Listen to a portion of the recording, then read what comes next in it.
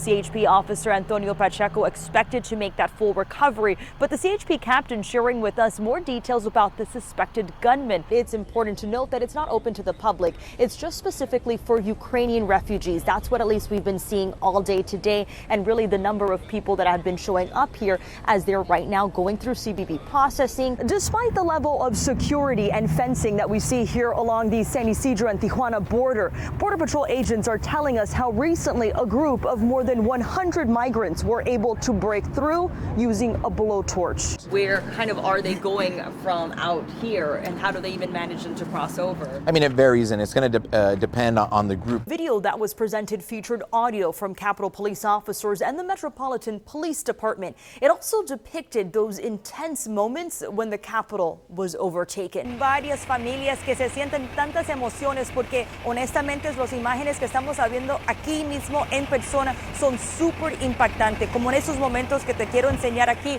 Esta casa just gotten here a few hours ago that we were speaking with a lot of neighbors who visibly are just shocked, saddened, very confused as to what happened, to see all of this debris and ashes. And when you think about it, okay, well, what's to a home? It's what's inside that home. And what was inside this home is what is hurting this couple from Homul so much. What a hard lesson that she had to learn in this sort of fashion at 20 years old, experiencing that, then losing her sister. A lot of people gathering at the parking lot of the Dave & Buster's here in Mission Valley just to take a closer look at the 8 freeway where the CHP officer was shot. Caused an accident. So take a look here at the map. The concern here is Gold Coast Drive. You see that there. They're saying between Empress and Parkdale Avenue, that's where the issue is. Que la hagan sentir seguras y inspiradas, y especialmente cuando son vestidos tan bonitos y gratis. When we're getting the facts and what we're learning from it, it is horrific. There's just truly no other way to put it. And all that we have learned are about these 2 children. So many people love them, first and foremost. One of them in kindergarten. This is where so many beautiful altars are, known as the ofrendas. At the untrained eye, it's really almost impossible to tell if a diamond is natural or made in a lab. So that's why the certifications are so important to have and explain exactly what you are buying. So if you're like, maybe, diamonds are too much, I'm not going to do that this time, Melissa. How about flowers? So it's around that time to start ordering flowers for Valentine's Day. What did you do? What happened when you get those quick, sick calls? How do you adapt? Well, I was also sick. I was sick waiting for my result. Condado de San Diego, no solo en esta comunidad, pero más de su trabajo. Su familia dice que su impacto se siente en cada estudiante que entrenó y en sus 3 hijos que están comprometidos a mantener su legado. Aquí su historia.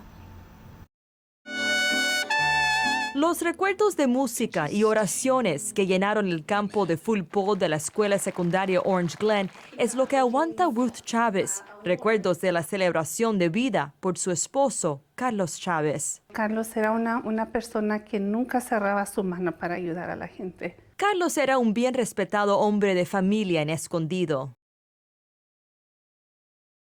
You don't often meet people thankful for the air we breathe, but this father of 2 is different.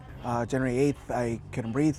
My oxygen levels were in the low 80s, so I ended up going to the hospital. Danny Plata is an emergency room nurse who worked tirelessly treating those with COVID-19. One who never expected to be on this side of the hospital bed. It's been tough. It's been 2 years of really tough environment. Almost everyone can agree the pandemic was not easy. For some, it cost them their lives. Yeah. For others, it defined them. I almost felt like I did not fit back into my life. We've followed this ER nurse through his COVID-19 journey, chronicling his progression. When I was in ICU, there was a lot of suicidal thoughts because I had survivor's remorse. A lot of people die that I try to help in the ER, and I couldn't do anything about it. So, wow, when you survive something like that, it makes it tough. So, it's been a tough road. You see, many of us have met Danny before.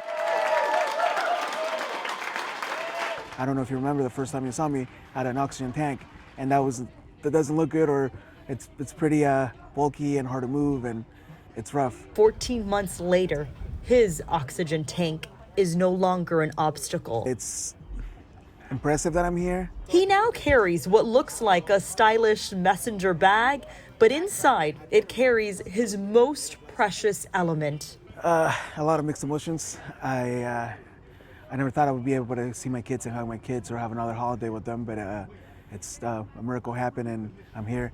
A miracle, as it seems like strength, perseverance, and air fill his lungs. It will get tough, it will get worse, but eventually there's a light at the end of the tunnel. Melissa Adan, I hope.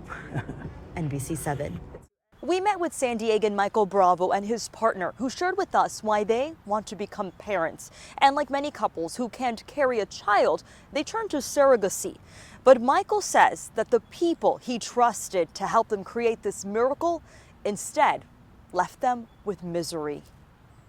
I feel that I have so much to share, and that I can be the type of parent that maybe or the type of father that maybe I didn't have. Looking to raise a child of their own, Michael and his partner researched surrogacy, leading them to meet with Lillian Frost, the owner of My Donor Cycle and Surrogacy in San Diego. She's pictured here on her website, touting a decade of experience. Her bio shares how she was a donor herself. She seemed like a very knowledgeable person. She had knowledge of the surrogacy programs, how surrogacy operates, IVF, and we kind of felt, that she was the right fit.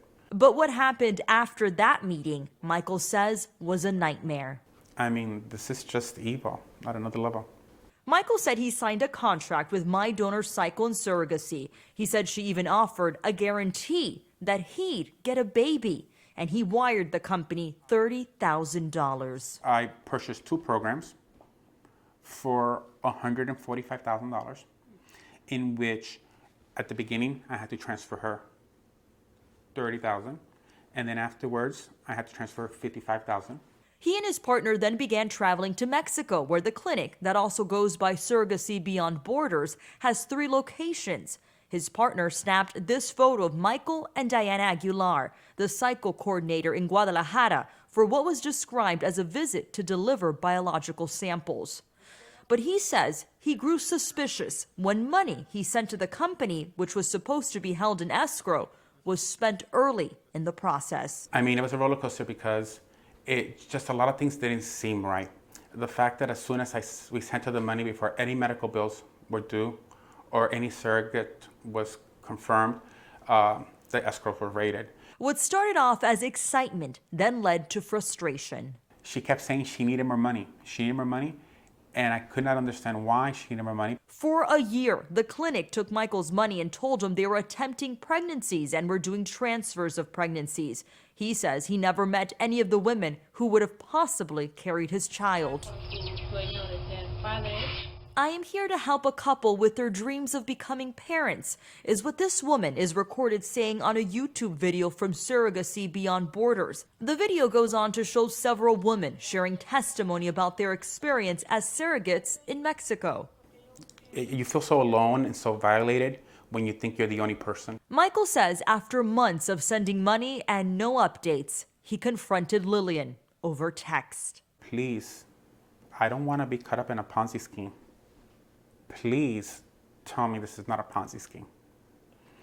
And then she responds back to me, of course, not acknowledging, but redirecting the conversation, avoiding the topic. Via text, Lillian wrote back saying, I hope you can still trust me. I have been in business for more years than most agencies and have never had any issues with fund management or not completing cycles. Michael also shared these WhatsApp messages where he says Lillian shared how someone dropped acid in her drink, said she had caught the stomach bug, various excuses as to why she was unavailable. Now I'm out about $130,000 and I have no baby. Michael has filed a complaint with the San Diego County District Attorney's Office. Meanwhile, the FBI confirmed it has opened an investigation, and Frost is being sued for fraud in San Diego court by another couple that claims they paid more than $80,000 and don't have a baby. Do you have any regrets? Yes, meeting her, coming in contact with her, I truly regret. We reached out to Frost and her lawyer, who is also her husband, but they have not responded.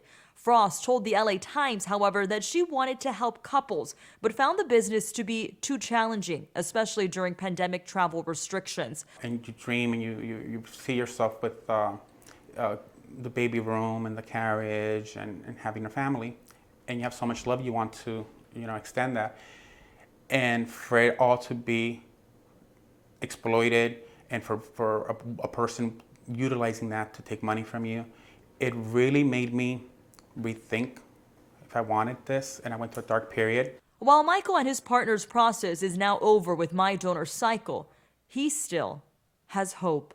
I'm now in the process of doing surrogacy again, and it's completely different. I mean, none of the excuses, the lies, the scam, it's there. As he looks towards a growing future. Melissa Adan, NBC7.